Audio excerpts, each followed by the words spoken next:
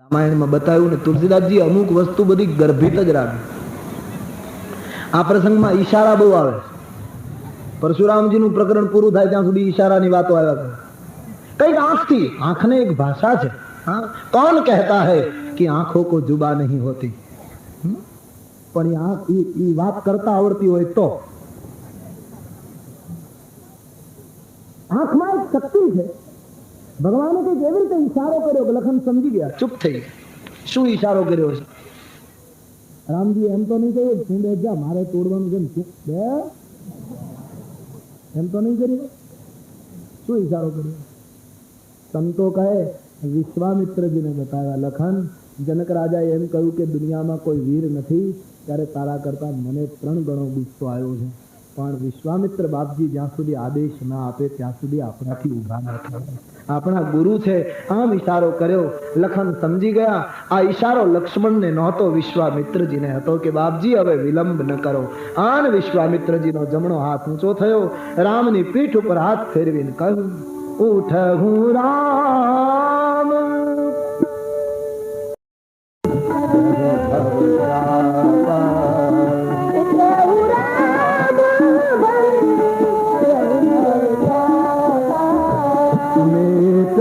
तात जनक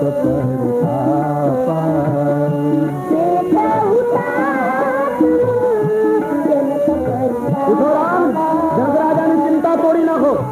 એને એમ છે ને કે મારી કુંવરી કુંવારી રહેશે, ધનુષ તોડી જનકની ચિંતા ને તોડો. આમ જ્યાં રામજીને આદેશ આપ્યો, ભગવાન રામજી ઉદિત ઉદયગીરી મંચ પર રઘુવર બાલ પતંગ, ઉદિત ઉદયગીરી મંચ પર રઘુવર બાલ પતંગ. ભગવાન ઉભા થયા તો કેવું લાગ્યું? જાણે સવારનો સૂર્યોદય થતો, નાનો એવો સૂરજ ઉગતો એવું લાગ્યું. ઉદિત ઉદયગીરી મંચ પર રઘુવર બાલ પતંગ, ઉદિત ઉદયગીરી મંચ પર રઘુવર બાલ પતંગ. વિકસે સંત સરોજ બન હર્ષે લોચન ભ્રમ, ઉદિત ઉદયગીરી મંચ પર રઘુવર બાલ પતંગ.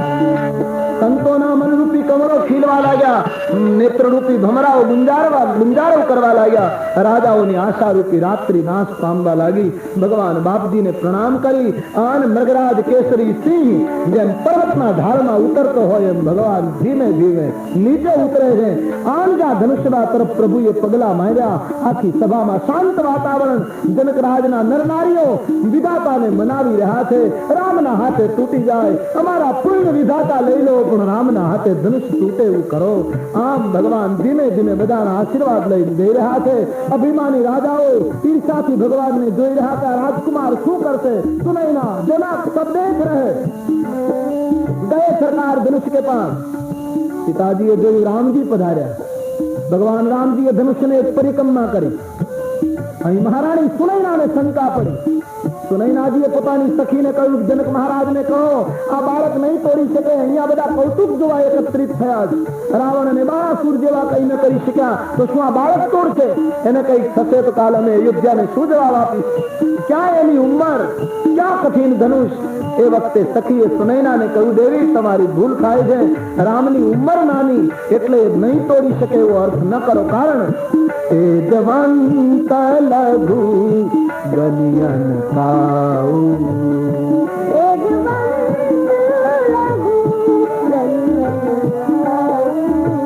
રવિ મંડલ દે ખત લઘુ લાગા, રવિ મંડલ દે ખત લઘુ લાગા, રવિ મંડલ દે ખત લઘુ લાગા, રવિ મંડલ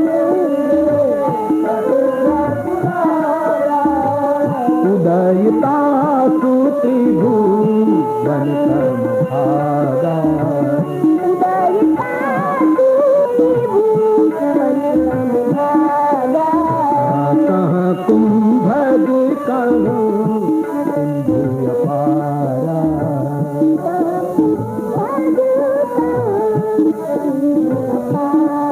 એક દાખલો તેજસ્વીને કદી નાનો ન ગણાય.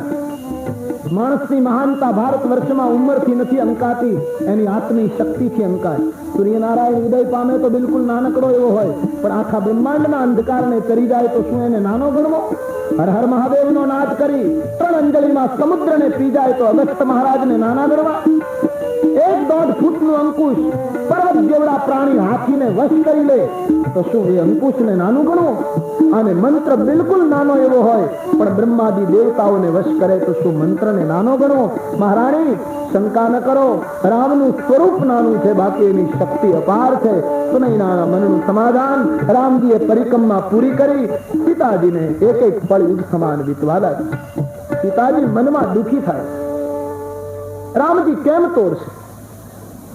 દેવતાઓની સ્તુતિ કરવા લાગ્યા. હે દેવતાઓ, આ ધનુષ્યની જડતા છે, રાજાઓના ઉપર નાખી દો. ભગવાનના હાથે ધનુષ્ય હળવું થઈ. રામાયણમાં લખ્યું છે, સીતાજીએ ગણપતિની સ્તુતિ કરી.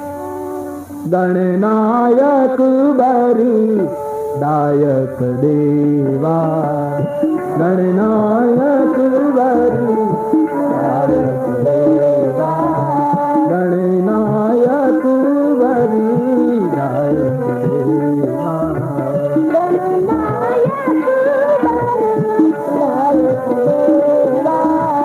આજુ લગી કી સેવા.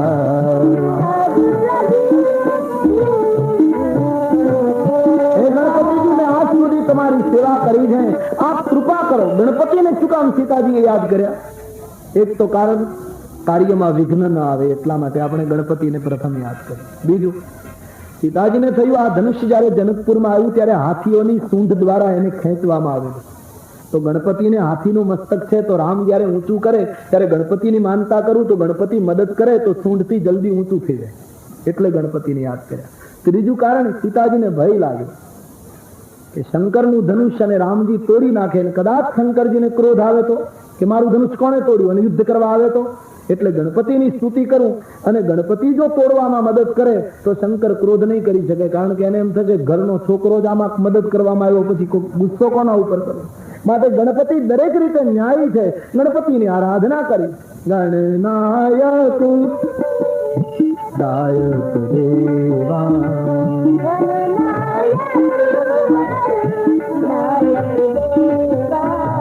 ગાઈએ ગણપતિ જગવંદન,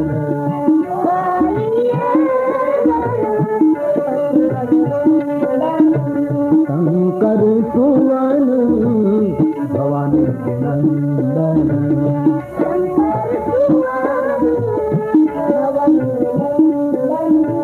શંકર સુવન ભવાની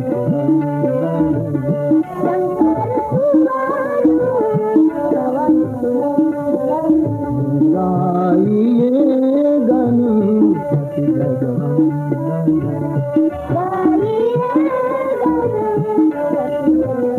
વિઘ્નેશ્વરાય વરદાય સુરપ્રિયાય લંબોદરાય સકલાય જગદહિતાય નાદાનનાય શ્રુતિયગ્ન વિભૂષિતાય ગૌરીસુતાય ગણનાય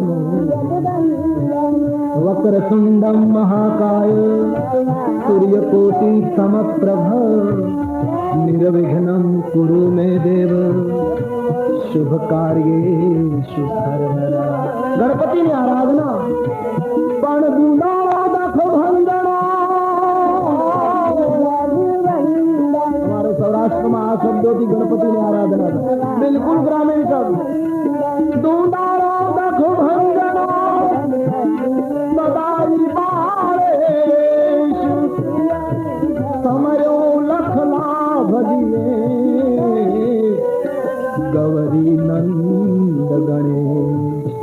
ગૌરી તારા પુત્ર ને, ગૌરી તારા પુત્ર ને મધુરા સમૂરે મો દિવસે સમરે હાથ વાણિયા અને રાતે સમરે તો દુલાળો ગગભંજનો.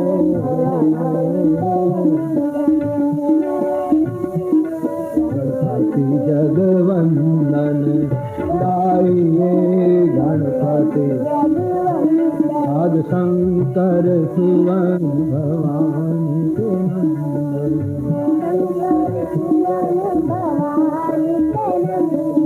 शंकर सुवन भवानी के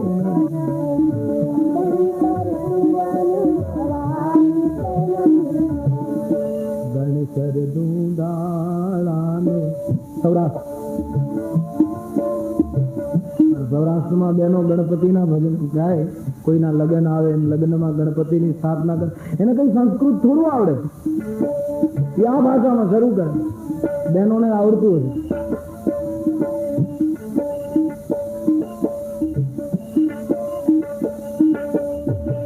गणेशर दूंदाड़ा में मोती खाना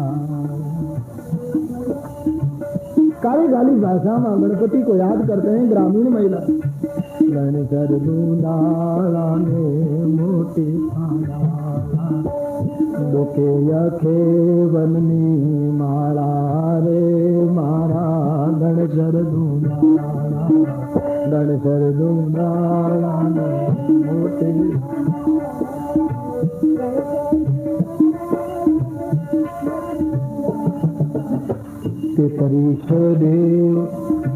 तेतरीश क्रोड़ देवता पाते पधारा तेतरीश क्रोड़ देवता पाते पधारा तेतरीश क्रोड़ देवता पाते पधारा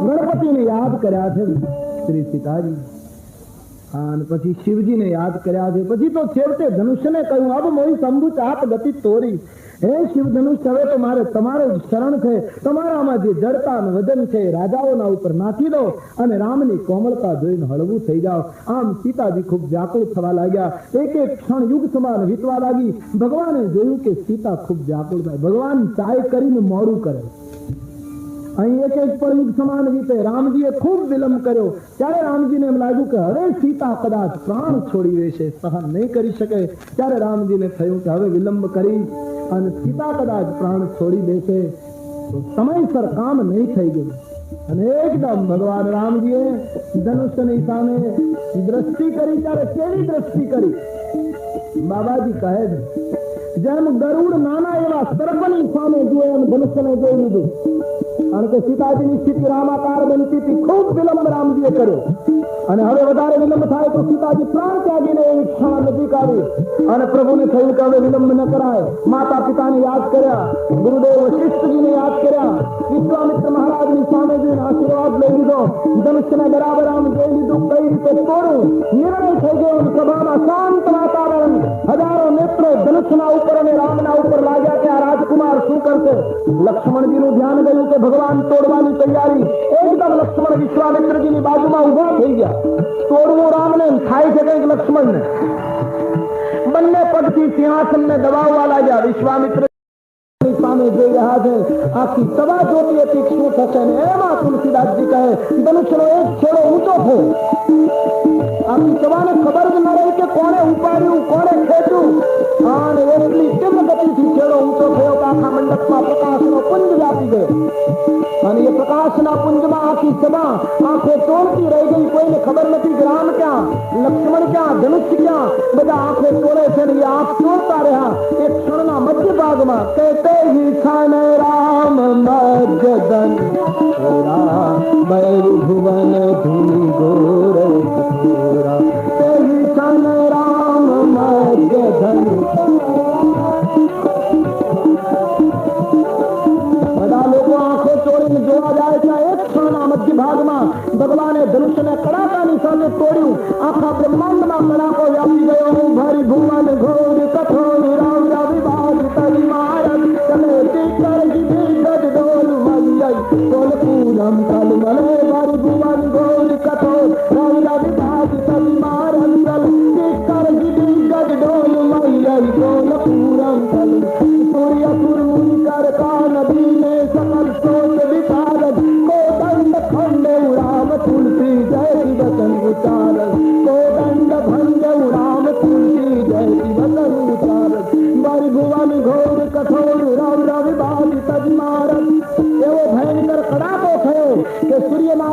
ઘોડા ભડકી પૂરબમાંથી પશ્ચિમમાં જવાને બદલે ઉત્તરમાં જતા રહ્યા. નદીઓના વેણ ફરી ગયા, શિખરો પડવા લાગ્યા, મહાત્માઓના ધ્યાન ભંગ થયા, ઇન્દ્રના દરબારમાં અપ્સરાઓ નૃત્ય કરતી હતી, એના પગ થંભી ગયા. સૂર્ય સુર મુનિ કર કાન દીને સકલ શોક વિચારતી.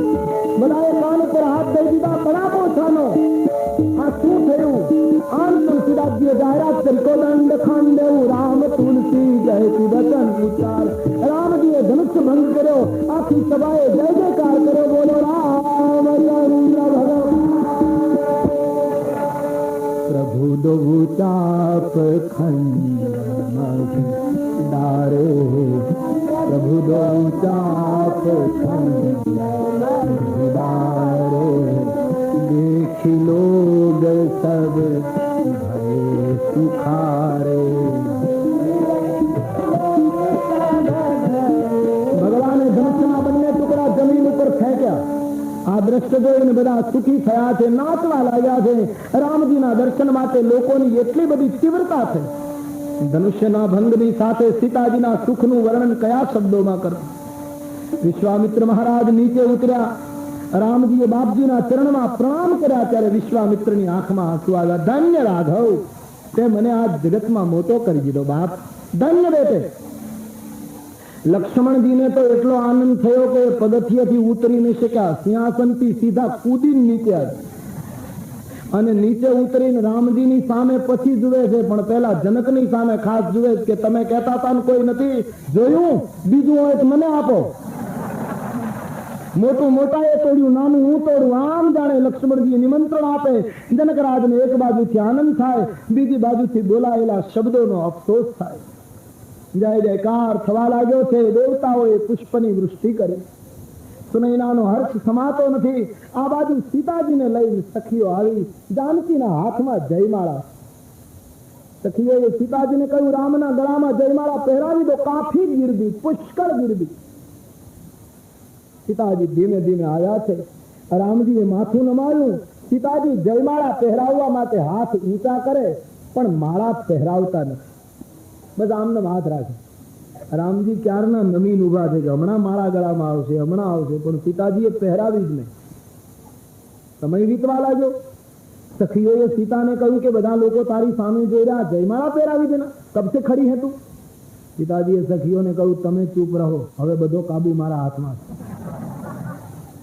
અત્યાર સુધી હું તમારી વાત માનતી હતી, અબ ચૂપ રહો. અરે બોલે, પણ આ કઈ રીતનો નિર્ણય? કેટલા લોકો જોઈ રહ્યા છે, રામજી ક્યારના નહીં, પહેના દો ને કમ સે કમ. સીતાજી ઇનકાર કરે છે, માળા પહેરાવતા જ નથી. રામજી બહુ વાર લાગી ને, ત્યારે રામજીએ મનોમન સીતાજીને પૂછ્યું. રામાયણમાં લખ્યું નથી, સંતોએ શોધી કાઢ્યું. રામજીએ મનોમન આ સીતા અને રામનો ગુપ્ત સંવાદ તુલસીના મહાત્માઓએ શોધી કાઢ્યો. રામજીએ મસ્તક નમાવીને ઉભા છે. પૂછ્યું કે દેવી, હું ક્યારનો માથું નમાવીને ઉભો છું, જલ્દી પહેરાવી દો ને, પછી કેટલી વાર? ત્યારે સીતાજી આમને હાથ રાખીને જવાબ આપ્યો કે તમે તોડવામાં બહુ વિલંબ કર્યો છે. આ જો હિસાબ બરાબર થાય છે મહારાજ. અને તોડવામાં જો આટલો બધો વિલંબ થાય તો જોડવામાં વિલંબ થાય એ ન્યાયી છે મહારાજ. તોડવામાં તો સામાન્ય કામ હતું, આ તો જોડવાનું કામ. રામજીએ કહ્યું, સીતા એ વાત બરાબર, પણ હવે મારા વિલંબ કરતા તમારો વિલંબ વધી ગયો. હવે તો કમ સે કમ પહેરાવી દો, હું ક્યારનો માથું નમાવીને ઉભો છું. સીતાજીએ કહ્યું, મહારાજ હું ભક્તિ છું, તમે જ્ઞાન છો, અને ભક્તિની આગળ જ્ઞાન માથું નમાવીને ઊભું રહે, એમાં જ એની શોભા. રામજીએ કહ્યું, સીતા એ તો ઠીક સિદ્ધાંતની વાત આવી, પણ અભિમાની રાજાઓ એક તો અમારી ઈર્ષા કરે. એમાં ધનુષ તૂટ્યું એટલે વધારે ઈર્ષા કરે. એમાં હું માથું નમાવીને ઉભો એટલે એ તુરંત બોલશે કે ભલે ને ધનુષ તોડ્યું, બાકી કાંઈ છે નહીં, અત્યારથી માથું નમાવીને ઉભો, એમાં હોય શું? આવું બોલવાનું એને અવસર મળશે. પિતાજીએ કહ્યું, એટલા માટે તો હું વિલંબ કરું કે એ લોકોને મારે બતાવવું છે કે ધનુષ્ય તોડ્યું તો એ કેટલા નમ્રતાથી ઉભા છે. રાજાઓ તમે કાંઈ કર્યું નથી તો માથા ઊંચા લઈ લઈને ફરો છો. જગતમાં અહંતા શું કહેવાય અને નમ્રતા શું કહેવાય એ મારે દુનિયાને બતાવવી છે. આમ સીતા અને રામનો ગુપ્ત સંવાદ ઘણી વિલંબ થયો, પણ સીતાજી માળા પહેરાવતા છે. અમુક સંતો એમ માને કે સીતાજી માળા તો પહેરાવી દે, પણ સીતાજી રામના કંઠ સુધી પહોંચી નહોતા શકતા, કારણ કે રામજી સીતા કરતા મોટા છે, રામજીની ઊંચાઈ. અને રામજી ક્ષત્રિય તરીકે પ્રમાણમાં નમ્યા. રામ વધારે નમે તો સીતાજી માળા પહેરાવી શકે, કાં તો સીતાજીને કઈ ઊંચા કરે, કારણ કે સીતાજી નાના છે. રામના પ્રમાણમાં એની ઊંચાઈ નથી એટલે માળા ત્યાં પહોંચી શકતી નહોતી, એટલા માટે માળા નહોતી પહેરાવે. આવું એક મંતવ્ય, કારણ કે રામજી સીતા કરતા ઊંચા. ઊંચા એટલે પાછા બહુ ઊંચા નહીં, ઘણા ઊંચા હોય. ઓહો, ઝાડવા શરમાય. ઝાડને એમ થાય કે આ કોણ નીકળ્યું, ઝાડ ઉપર હાથ ફેરવતો થાય. એક જણો શાક માર્કેટમાં શાકભાજી લેવા ગયો, સવારનો પહોર, હજી પેલા ને બોણી થઈ નહીં, પેલો વેલો ગ્રાહક કીધું જાય આ લીંબુ કેમ હતા? પેલો કે લીંબુ નથી, આ મોસંબી છે. તો પછી મને લીંબુ કેમ લાગે કે તમારી ઊંચાઈ એટલી છે કે મોસંબી તમને લીંબુ લાગે. હવે કેટલો ઊંચો હશે કલ્પના કરો. આવા ઊંચા અમારા રામ નહોતા, પ્રમાણમાં ઊંચાઈ હતી પણ સીતાજી પહોંચી નહોતા શકતા. હવે શું કરવું? કાં તો રામ વધારે નમે તો થાય, કાં તો સીતાજીને કોઈ બધા ઊંચા કરે તો થાય. એમાં રામજીએ લક્ષ્મણની સામે જોઈને ઈશારો કર્યો. વિશ્વામિત્રજીએ જોયું કે રામે કંઈક ઈશારો કર્યો અને લક્ષ્મણજી સમજી ગયા. લક્ષ્મણજી ના પાડી, નહીં મારા, એ નહીં બને. વિશ્વામિત્રએ કહ્યું લખાણ આમ આવ, શું તમે વાતો કરી લીધી? સામે કંઈ ઈશારો કર્યો ને તે ના પાડી, શું એ બાપજીએ નહીં શક્ય બને. પણ છે શું? એટલે રામજી મને એમ કહે છે કે સીતાજી મારા કંઠ સુધી પહોંચી શકતા નથી, તે શેષનારાયણનો અવતાર છે, તારા મસ્તક ઉપર પૃથ્વી રહે છે, તો સીતાજી ઉભા છે એટલી ધરતી આમ ઊંચી કરીને એટલે માળા પહેરાવી દે. એટલે મહારાજને ના પાડી, કંઈ ધરતી એક બાજુથી થોડી ઊંચી થાય, ઊંચી થાય તો ઊંચી ઊંચી થાય. આમ કઈ રામ ઉભા છે આમ નીચું રહી જાય ને અહીંથી આમ ઊંચું થાય એવું કઈ, એટલે મેં ના પાડી. વિશ્વામિત્રએ કહ્યું તો પછી આનો હવે આ સમસ્યાનો ઉકેલ કેમ આવે? બોલે મહારાજ એ મને સોંપો તો હમણાં 1 મિનિટમાં ઉકેલ આવી જાય. કંઠમાં જયમાળા પડી જાય એવું કરવું છે ને, તો મને આજ્ઞા કરો. હુકમ હતો. લક્ષ્મણજીએ યુક્તિ કરી. રામજી મર્યાદાથી નમીન ઉભા હતા, સીતાજી કંઠ સુધી પહોંચી શકતા નહોતા. સમસ્યા એમને હતી. એમાં લક્ષ્મણજીએ ઓચિંતા રામના પગમાં પ્રણામ કર્યા. રામજીને થયું આને ઓચિંતા શું થયું, એટલે ભગવાનને ખબર ન રહી, નમીને લક્ષ્મણને લેવા ગયા. એમાં સિંહ જય માલ રામ ઉર મેલી. ભગવાન નમ્યા અને સીતાજીને અવસર મળી ગયો. જયમાળા ભગવાનના કંઠમાં પહેરાવાઈ ગઈ. જય જયકાર થયો. રામજીએ લખનને કહ્યું તે મને હરાવી દીધો. રામ કહ્યું, સિયા રામ કહ્યું,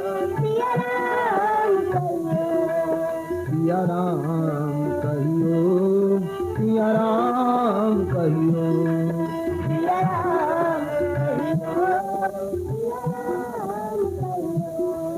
સિયા રામ કહ્યું, સિયા રામ કહ્યું.